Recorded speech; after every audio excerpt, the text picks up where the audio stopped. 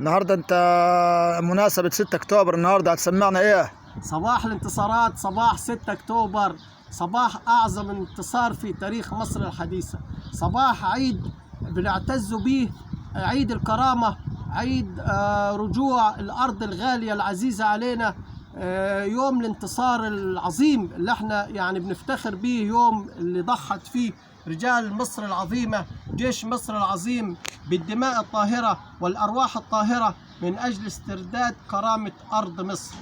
صباح سعيد علينا كلنا، صباح النصر يا بلدي. هتسمعنا ايه النهارده يا شاعر؟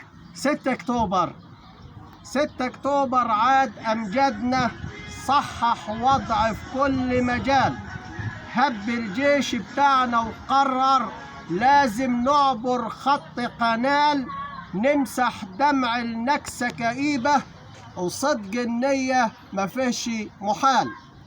جيشك حطم ايد الغادر، عمره ما خيب ليكي امال، خلى عدوك اصبح عبرة، خلاه يصحى يشوف زلزال، خلاه يصحى يلاقي قيامة، جلد المصري كسره محال.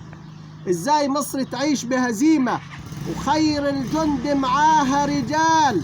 جيشك غير فن الحرب، همة وعزم تهز جبال، يا معدوك كان مغرور راسم وهم بفكر خيال، بيقول نيل وفرات دي حدودي، يهوى الكذب وكل ضلال. جيشك دمر مكر عدوك، حلم الباطل راح ونزال، ابنك جابلك نصر هدية، مسك يفوح من تحت رمال، طابة وسينة عادت لينا، غنوة فريح بكعب غزال. الله أكبر، الله أكبر سر نجاحنا، مجد يعيش عبر الأجيال. 6 أكتوبر عاد أمجدنا، صحح وضع في كل مجال. احسنت يا شاعر. كل سنة وانتم طيبين، وكل عام وانتم والاجيال دي لازم تعرف تاريخها.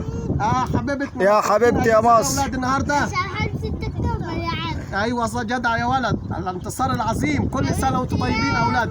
حبيبتي يا مصر، حبيبتي يا مصر، كل سنة وانتم طيبين. حبيبتي يا مصر. شكرا يا اولاد.